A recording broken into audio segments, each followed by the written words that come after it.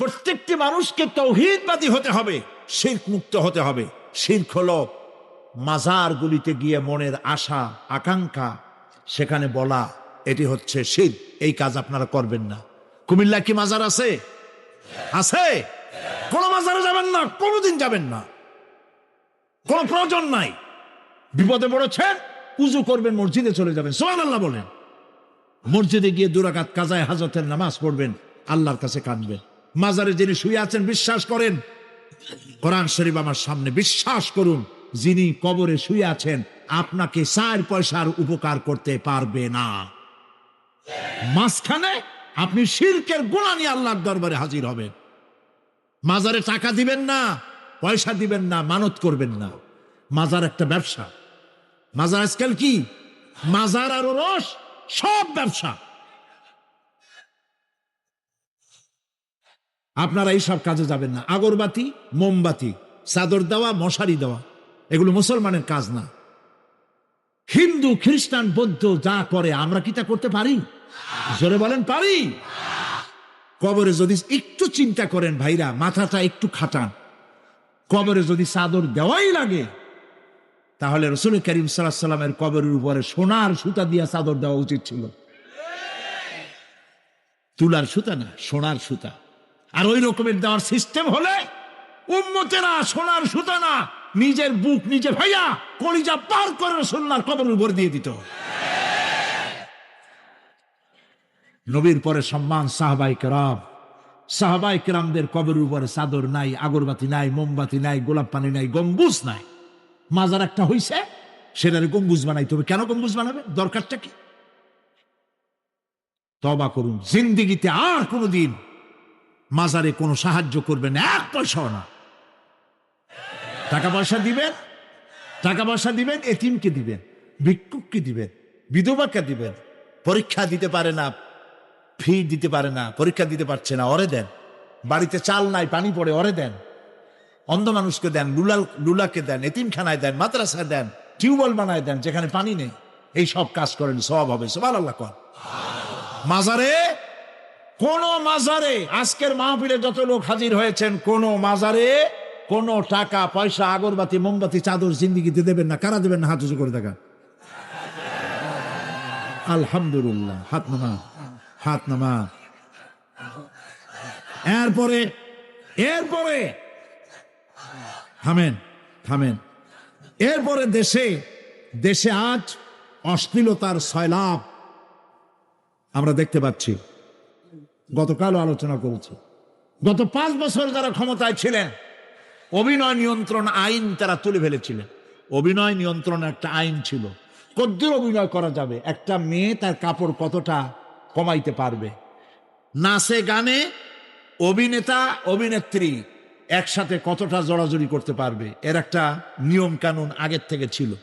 সেই নিয়ম কানুন ওই 5 বছরে তারা আইন পাশ করে নিয়ন্ত্রণ আইনটা তুলে দিয়েছে। ফলে কাপড়েরও বালাই নাই, আর জড়াজড়ির এমন সব ছবি যা কোনো মানুষের দেখার কোনো উপায় নেই, যেগুলি দেখলে চোখ সাবান দিয়ে ধোয়া লাগে। নাউজুবিল্লাহ বলেন।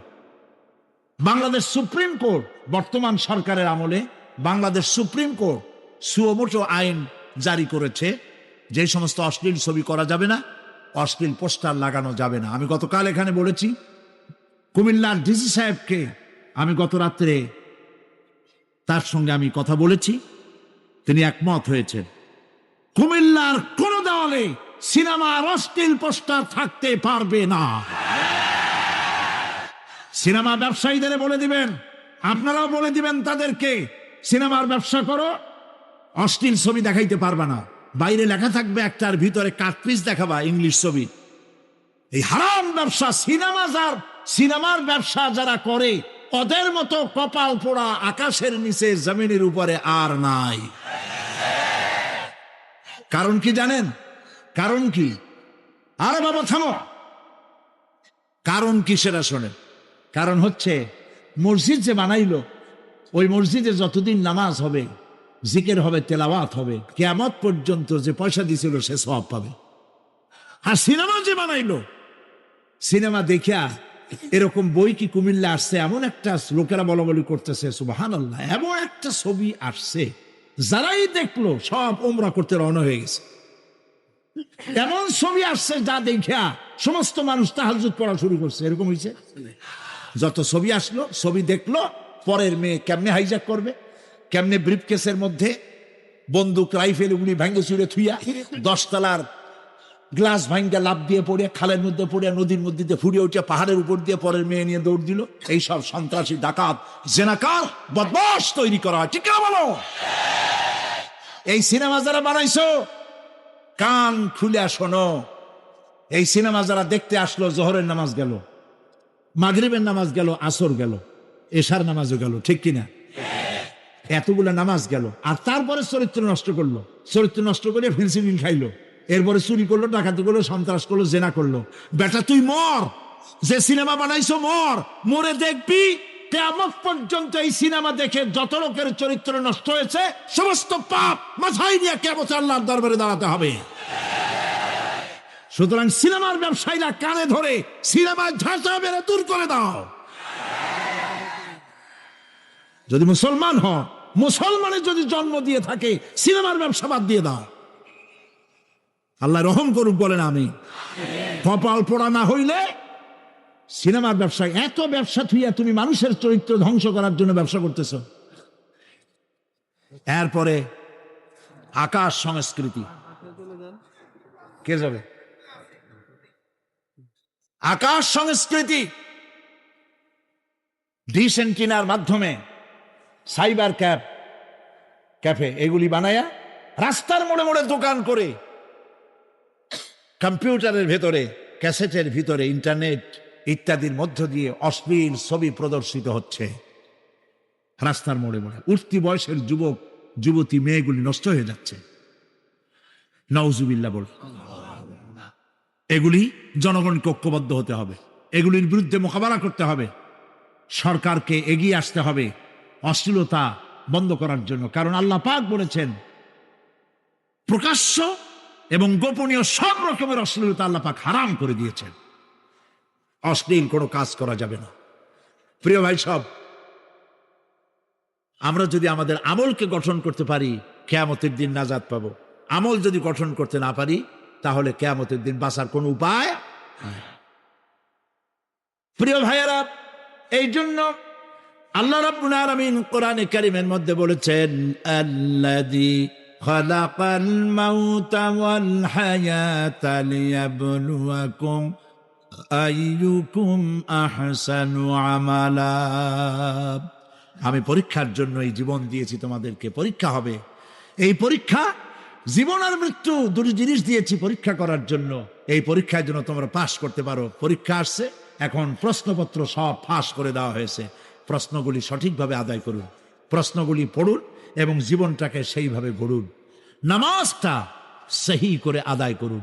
বহু মুসলমান আছে নামাজই পড়ে না, নামাজ পড়তে জানেও না। নবী করিম সাল্লাল্লাহু আলাইহি ওয়াসাল্লাম বলেছেন, সাল্লু কামা রাআইতুমুনি উসাল্লি, নামাজ পড়ো সেইভাবে যেভাবে আমাকে তোমরা পড়তে দেখো। সুবহানাল্লাহ। আর রাসূলুল্লাহ কেমনে নামাজ পড়তেন, এইটা বর্তমান বিশ্বের শ্রেষ্ঠ হাদিস বিশারদ আল্লামা নাসিরউদ্দিন আলবানী তিনি ইন্তেকাল করেছেন। আল্লাহ পাক তাকে জান্নাতুল ফেরদাউসের মেহমান বানায়নি, বলেন আমি। তার লেখা বই আছে রাসূলুল্লাহ সাল্লাল্লাহু আলাইহি ওয়াসাল্লামের নামাজ। বইয়ের নাম রাসূলুল্লাহ সাল্লাল্লাহু আলাইহি ওয়াসাল্লামের নামাজ। ছোট্ট একটা বই। এই বইটা আপনারা কিনবেন। এই বইটা যেভাবে লেখা আছে নামাজ সেইভাবে পড়বেন। নামাজ রাসূল করিম ঠিক যেভাবে পড়েছেন ওইভাবেই লেখা আছে। আপনি আন্দাজে পড়লে হবে না, টুকুর টাক্কুর করে কয়েকটা সেজদা দিলেই হবে না।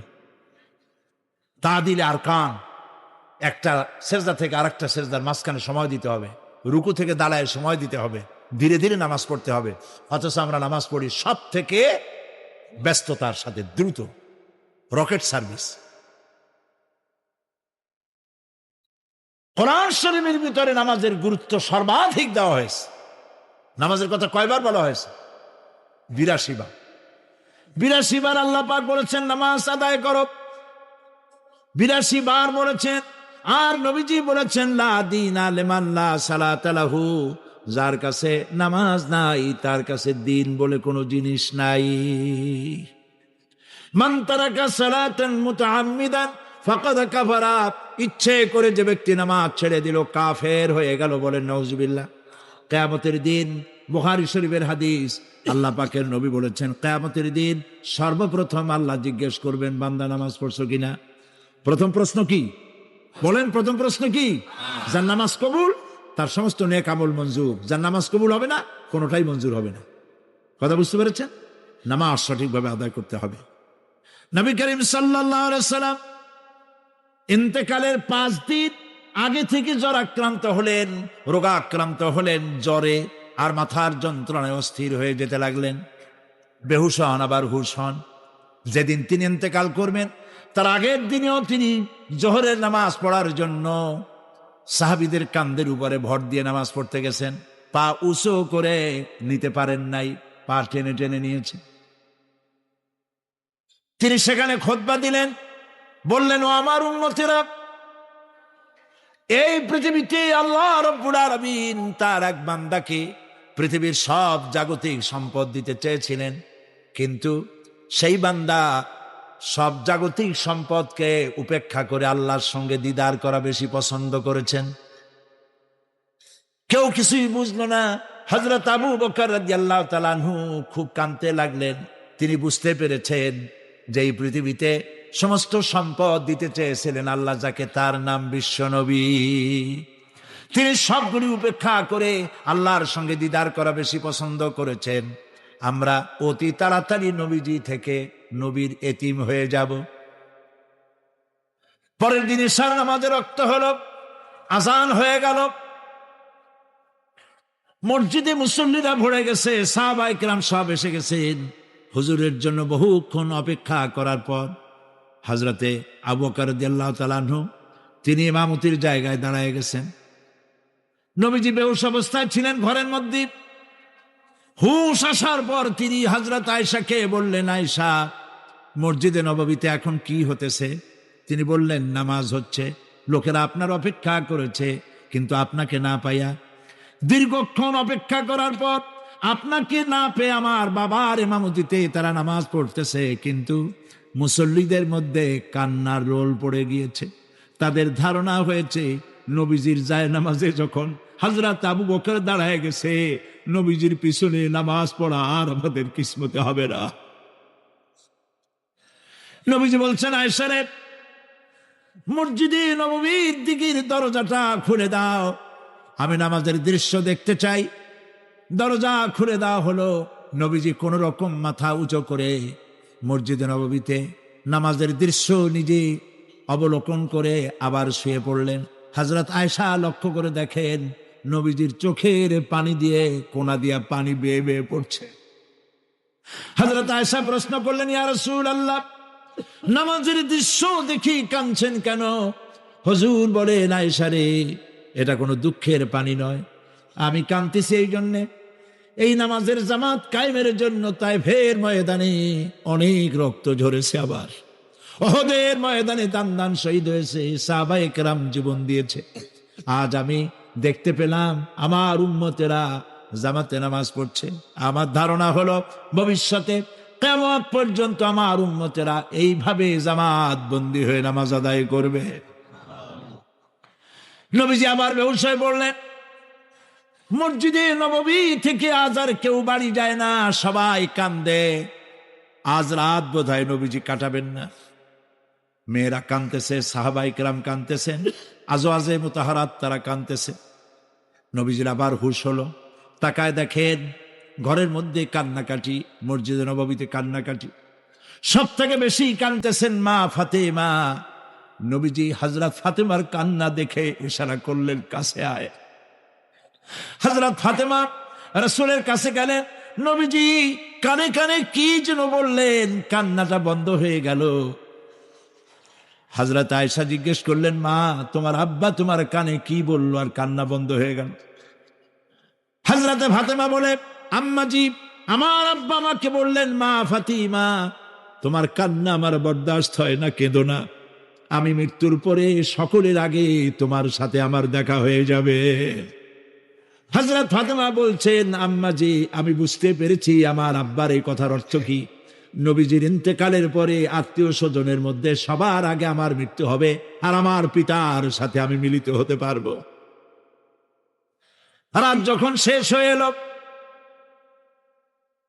নবীজির হুঁশ হয়েছে, তাকায় দেখেন হযরত জিবরাইল দাঁড়ানো। হযরত জিবরাইল নবীজির চেহারা মোবারকের দিকে তাকায় বলেন, আসসালামু আলাইকা ইয়া রাসূলুল্লাহ। আল্লাহ আপনাকে সালাম বলেছেন, আর আল্লাহ পাক জানতে চেয়েছেন আপনার মুখে আপনি কেমন আছেন। আল্লাহ জানেন আপনার অবস্থা কি, তারপরেও আপনার মুখে শুনতে চেয়েছেন আপনি কেমন আছেন। নবীজি বলছেন, জিবরাইল বড় কষ্টে আছি, বড়ই যন্ত্রণা, বড়ই কষ্ট। হযরতে জিবরাইল বলছেন, ইয়া রাসূলুল্লাহ, আজকে এক নতুন ফেরেশতা আমি সাথে করে নিয়ে এসেছি। এই ফেরেশতা পৃথিবীর কোন নবী অথবা কোন মানুষের কাছে যাওয়ার জন্য অনুমতি চায় না, আজ আপনার কাছে অনুমতি ভিক্ষা চায় কাছে আসার জন্য। ওই ফেরেশতার নাম হচ্ছে মালাকুল মউত। হযরতে মালাকুল মউত বলেন, ইয়া রাসূলুল্লাহ, এই পৃথিবীতে আদম আলাইহিস সালাম থেকে নিয়ে পর্যন্ত কোন মানুষের জান কবজের জন্য আমার অনুমতি চাওয়া লাগে নাই, আর কোনোদিন লাগবে না। আজ আমি আসার সময় আল্লাহ বলেছেন আপনার জান কবজের জন্য আমি যেন আপনার কাছে অনুমতি ভিক্ষা চাই। নবীজি বলছেন, আমি যদি অনুমতি না দেই তো কি হবে? হযরতে মালাকুল মউত বলছেন, ইয়া রাসূলুল্লাহ, অনুমতি যদি না দেন আমি ফেরত চলে যাব, আমাকে সেভাবেই বলা হয়েছে। হযরতে জিবরাইল বলেন, ইয়া রাসূলুল্লাহ, হে আল্লাহ রাব্বুল আলামিন আপনার দিদারের ইন্তজার করতেছে।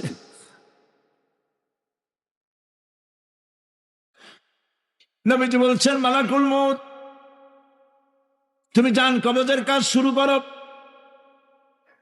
মালাকুল মউত যখন কাছে এসেছে, রাসূল জিজ্ঞেস করলেন, আয়েশা, ঘরে যে কয়েক টুকরা স্বর্ণ ছিল সেগুলোর কি অবস্থা?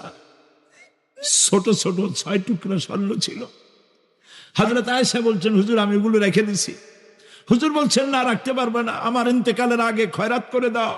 মুহাম্মদ সাল্লাল্লাহু আলাইহি ওয়াসাল্লাম আল্লাহর কাছে অবস্থায় উঠবে না যে তার ঘরের ভিতরে সোনা ছিল, দিয়ে দাও, খয়রাত করে দিয়ে দাও। হযরতে মালাকুল মউত রাসূলের জান কবজ শুরু করে দিলেন। রাসূলুল্লাহ জীবনের শেষ কথা বললেন, আসসালাত আসসালাত ওয়া মা মালাকাত আইমানুকুম। আমার উম্মতেরা বিদায় লগ্নে বলে গেলাম, নামাজ নামাজ নামাজ ছেড়ে দিও না।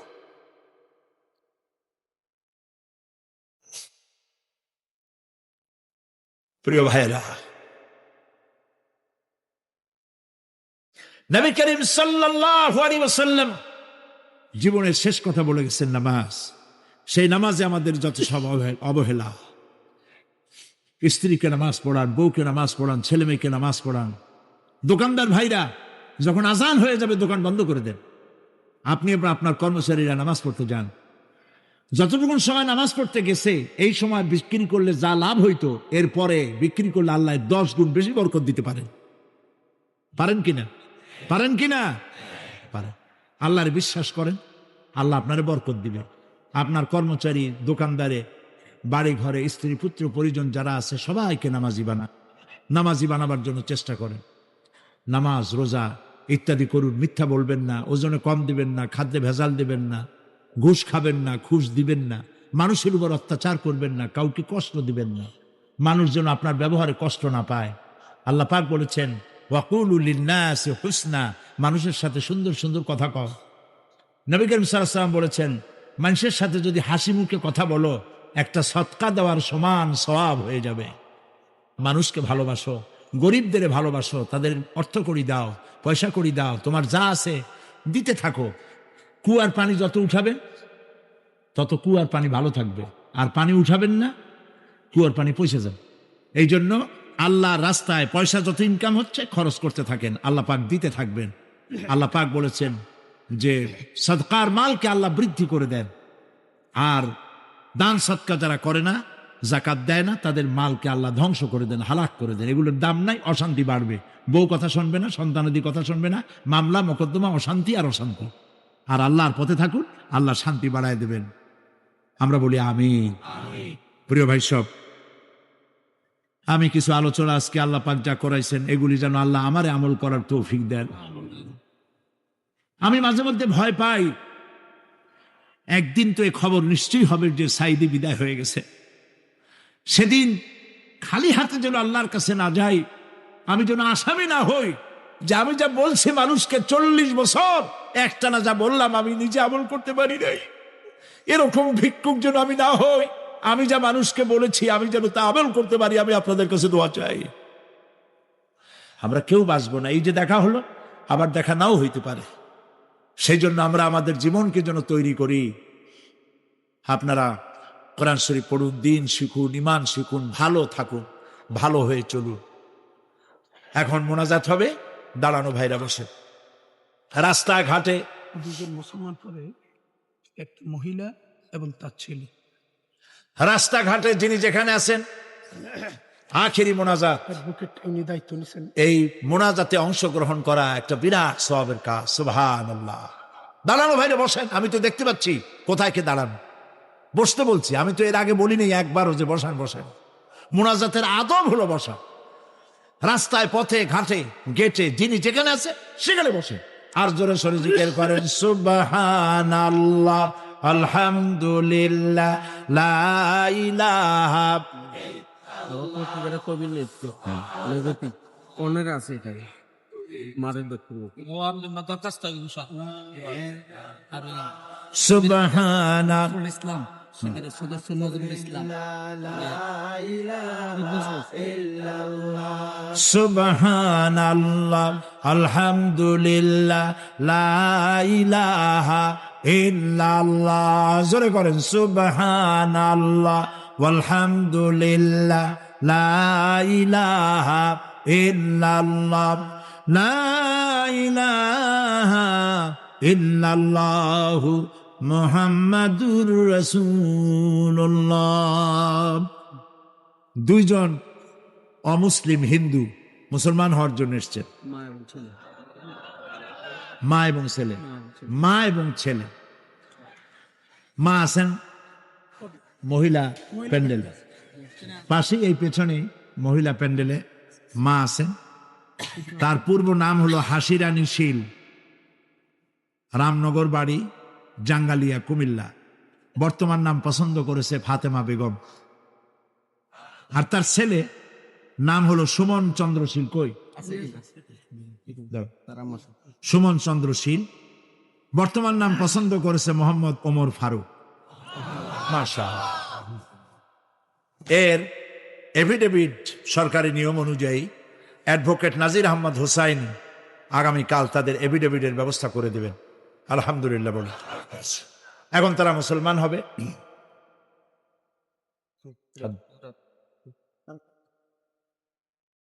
যে বোন আমাদের মুসলমান হচ্ছেন, হাসি রানী, বর্তমান নাম ফাতেমা বেগম। আমরা এখানে যা পড়তেছি আপনি তাই উচ্চারণ করবেন। তুমি জোরে জোরে বলবা। আপনারা সবাই বলেন লা ইলাহা ইল্লাল্লাহু মুহাম্মাদুর রাসূলুল্লাহ। মুহাম্মাদুর রাসূলুল্লাহ। আল্লাহ ছাড়া কোন ইলাহা নাই, মাবুদ নাই মুহাম্মদ সাল্লাল্লাহু আলাইহি ওয়াসাল্লাম আল্লাহ প্রেরিত রাসূল। আশহাদু আন লা ইলাহা ইল্লাল্লাহু ওয়াহদাহু লা শারীকা লাহু ওয়া আশহাদু আন্না মুহাম্মাদান আবদুহু ওয়া রাসূলুহু। আমি সাক্ষ্য দিচ্ছি আল্লাহ ছাড়া কোন ইলাহা নাই, কোন মাবুদ নাই, কোন উপাস্য নাই। তিনি এক, তিনি একক, তার কোন অংশীদার নাই। আমি আরো সাক্ষ্য দিচ্ছি মুহাম্মদ সাল্লাল্লাহু আলাইহি ওয়াসাল্লাম আল্লাহ প্রেরিত রাসূল এবং তারই বান্দা। সবাইকে সালাম দাও। আসসালামু আলাইকুম। আপনারা সালামের জবাব দেন। আল্লাহর এই বান্দা মাত্র কয়েক মুহূর্তে আগে ছিল মুশরিক, আর এখন আমাদের তাওহীদি ভাই। আমাদের কি হয়ে গেছে ভাই? আমাদের সকলের আমল নামায় গুনাহ আছে, এই যুবকের আমল নামায় এখন কোনো গুনাহ নাই, নিষ্পাপ মাসুম বেগুনাহ। আল্লাহ তার প্রতি রহম করুক, আমরা বলি আমিন। ইসলাম কবুল করার স্বেচ্ছায় সজ্ঞানে ইসলাম কবুল করার কারণে এই বিশাল লাখো জনতার পক্ষ থেকে আমি তাকে আলিঙ্গন করছি।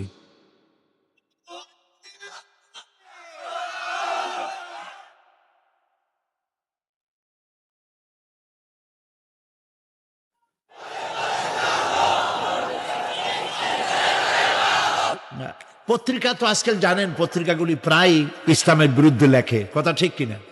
সেই ক্ষেত্রে কুমিল্লা একটা পত্রিকা বের করেছে, সাপ্তাহিক মেঘতি, মেঘনা, গোমতী, তিতাস, তিনটা নদীর কূলে যারা বাস করে তাদের কথাই এ পত্রিকা বলবে, বৃহত্তর জনগোষ্ঠীর ইমান, আকিদা ও সংস্কৃতির উপরে ভিত্তি করে। সেজন্য আপনারা এই পত্রিকাটি সংগ্রহ করার চেষ্টা করবেন। আর বলেছিলাম যে প্রত্যেকটি মুসলমান, রাসূলুল্লাহ বলেছেন যে এমন 2টা রাত যাবে না যে তার মাথার তলে ওসিয়তনামা থাকবে না। ওসিয়তনামা কারে বলে আমরা জানি না, ওসিয়ত তো বুঝি কিনা, কিন্তু লেখে কেমনে জানি না। সেই জন্য হযরত খুররাম মুরাদ রহমতুল্লাহ আলাইহে তার মৃত্যুর সময়, তিনি উপমহাদেশের একজন অন্যতম শ্রেষ্ঠ ইসলামী চিন্তাবিদ, মৃত্যুর আগে ওসিয়তনামা লিখে গেছেন। খুররাম মুরাদের শেষ ওসিয়ত, এটা আমি সম্পাদনা করে দিয়েছি, খুব কম পয়সা দাম। এটি আপনারা নিলে ওসিয়ত কেমনে লিখতে হয় সেটা বুঝতে পারবেন, ছেলে মেয়েকে দিনের উপরে রাখার জন্য করতে পারবেন। ওমর রাদিয়াল্লাহু তাআলা আনহুর কথা আমি বলছিলাম আপনাদেরকে, তার জীবনী সম্পর্কে অনেকের জানা নাই। সেই জন্য শহীদে মেহরাব হযরত ওমর ইবনুল খাত্তাব রাদিয়াল্লাহু তাআলা আনহু, তার জীবনের কাহিনীগুলি জানতে পারলে আমরা আমাদের এবং আমাদের সমাজকে গড়তে পারবো, এটিও পাওয়া যাবে। তারপরে বই মানুষের ক্ষতি করে না, মানুষকে ঠকায় না। ঠকায় নবেল, নাটক, উপন্যাস, গল্প, দাদুর বই, এইসব পড়লে মানুষ ঠকে, কিন্তু কোরআন হাদিসের বই পড়লে মানুষ ঠকে না। কোরআন শরীফ, এই যে কোরআনের তাফসীর করলাম, কোরআন আপনার বাড়িতে আরবি কোরআন আছে কিন্তু তরজমা নাই। আল কোরআন একাডেমি লন্ডনের পক্ষ থেকে কোরআন শরীফের বিশাল বাংলা অনুবাদ বেরিয়েছে, সহজ সরল বাংলা অনুবাদ কোরআন শরীফ, হাফেজ মনিরুদ্দিন আহমদ সাহেবের। এর হাদিয়া 700-750 পৃষ্ঠার অফসেটে ছাপা, মাত্র 100 টাকা দিয়ে। বাংলাদেশের কোন প্রকাশক এই পয়সা দিতে পারবে না, তিনি লাভের দিকে তাকান নেই, আল্লাহর হস্তে। তো এটা আপনারা নিতে পারবেন। আর তাফসীর বোঝার জন্য তাফহিমুল কোরআনের কোনো জুড়ি নেই, আলহামদুলিল্লাহ বলেন। কি তাফসীর নাম বলে? তাফহিমুল কোরআন। আপনারা কিনবেন। ফি জিলালিল কোরআন, সৈয়দ কুতুব শহীদ রহমতুল্লাহ আলাইহি, তার তাফসীর আপনারা নিবেন, এখানে পাওয়া যাবে। ঢাকা থেকে এই বইগুলি আসছে, আপনারা নিয়ে যাবেন। আল্লাহ নেওয়ার তৌফিক দিন, জোরে বলেন আমিন। সবশেষে, আমার 40 বছর কোরআনে কারীমের, আমাকে লোকেরা মুফাসসিরে কোরআন বলে, কিন্তু আমি নিজেকে মুফাসসিরে কোরআন বলে মনে করি না। আমি মনে করি আমি কোরআনের একজন ছাত্র, তাফসীরের ছাত্র। তাফসীরের একজন ছাত্র হিসেবে 40 বছর একটানা দেশে আর বিদেশে কোরআনের কিছু খেদমতের তৌফিক আল্লাহ দিয়েছিলেন। সেই কথাগুলি ক্যাসেটবদ্ধ আকারে সারা পৃথিবীতে ছড়িয়ে পড়েছে। পৃথিবীর এমন কোনো জায়গা নাই যেখানে বাংলাদেশি মুসলমান আছে আর তারে গোলামের ক্যাসেট পৌঁছায় নাই, এমন কোনো জায়গা নেই। সব জায়গায় আল্লাহ পৌঁছায় দিয়েছে। কিন্তু একদিন তো এমন হবে যে ক্যাসেট থাকবে না, আর সাইডিও থাকবে না, লেখাগুলা থাকে। সেই জন্য আমার বন্ধু মহল আমাকে খুব চাপ সৃষ্টি করলো লেখার জন্য। তাফসীর লেখা হয়েছে, তাফসীর এখন কিতাব আকারে বেরিয়ে গেছে। তাফসীরে তারা নাম রেখেছে তাফসীরে সাঈদী। সূরা ফাতিহা গতকাল বলেছি, চট্টগ্রামে তাফসীর করেছিলাম 5 দিন। সূরা ফাতিহার উপরে 46 জন হিন্দু খ্রিস্টান মুসলমান হয়েছে। সূরা নাবা করলাম, এবার 31 জন হয়েছে। চট্টগ্রামে 5 শতাধিক খ্রিস্টান, হিন্দু, বৌদ্ধ গত 24 বছরে ইসলাম কবুল করেছে, আলহামদুলিল্লাহ।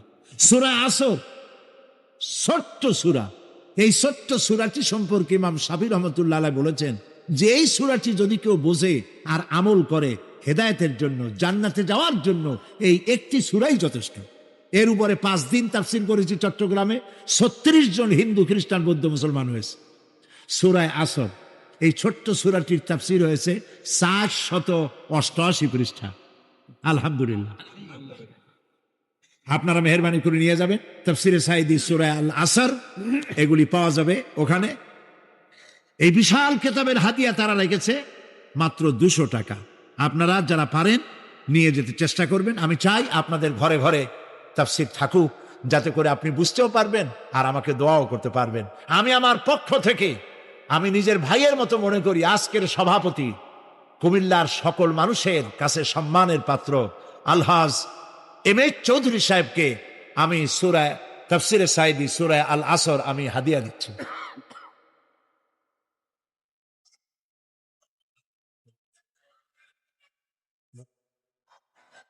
এখন মোনাজাত হবে, মোনাজাতের পর আজান হবে। আব্দুল জব্বার সাহেব লক্ষ্মীপুর স্ট্রোক করেছে। ربنا ظلمنا أنفسنا وإن لم تغفر لنا وترحمنا لنكونن من الخاسرين। সবাই পড়েন আমার সাথে, ربنا ظلمنا أنفسنا وإن لم تغفر لنا وترحمنا لنكونن من الخاسرين। হায় আল্লাহ তাআলা, তোমার আরশে আজিম থেকে তাকায় দেখো, কুমিল্লার ঈদগাহ ময়দানে বিশাল ময়দান, রাস্তাঘাট, মানুষ উপচে পড়েছে, লাখো জনতা। আমরা গুনার বোঝা নিয়ে তোমার দরবারে হাত তুলেছি। রব্বুল আলামিন, আমাদের গুনার দিকে তাকায়ও না, আমাদের চোখের দিকে আর মুখের কাকুতি মিনতির দিকে তাকায়া আমাদের জিন্দেগির গুনাহ মাফ করে দাও। রব্বুল আলামিন, সারা জীবন নাফরমানি করেছি, শিরক বিদআত সহ এমন কোন গুনাহ নাই যা কম বেশি আমরা করি নাই। আল্লাহ তাআলা দয়া করে আমাদের জীবনের গুনাহ মাফ করে দাও। আয় আল্লাহ তাআলা, আমাদের মধ্য থেকে যাদের আব্বাজান দুনিয়া থেকে বিদায় হয়ে গেছে, আমাদেরকে কত কষ্ট করে তারা মানুষ করেছিলেন, আজকে তারা দুনিয়ায় নাই।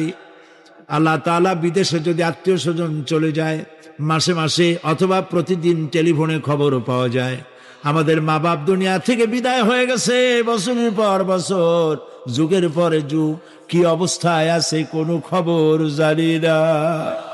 রব্বুল আলামিন, আমাদের গর্ভধারিণী জনম দুঃখিনী মা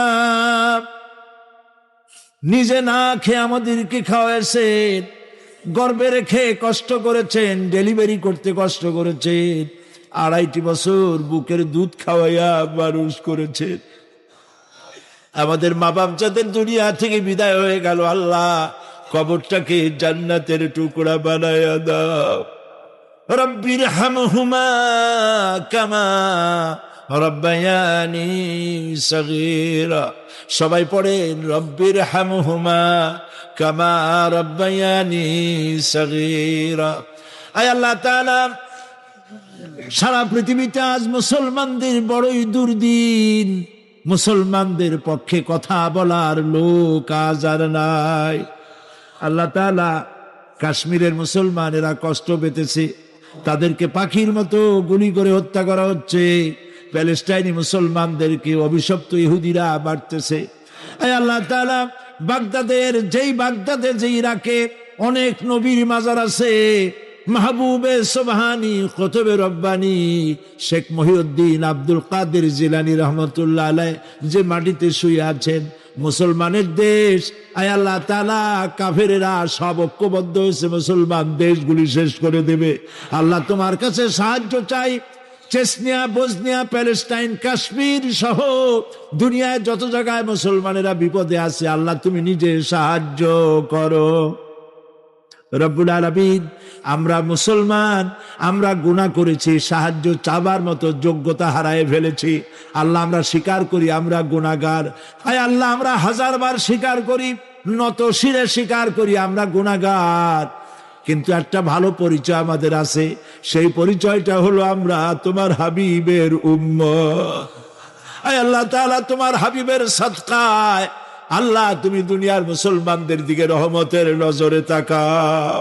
আল্লাহ আমাদের জীবনের গুনাহ মাফ করে দাও। আল্লাহ মুসলমানদেরকে তুমি সাহায্য করো। রব্বুল আলামিন, কিয়ামতের দিন যেদিন পায়ের নিচে হবে তামার মতো মাটি,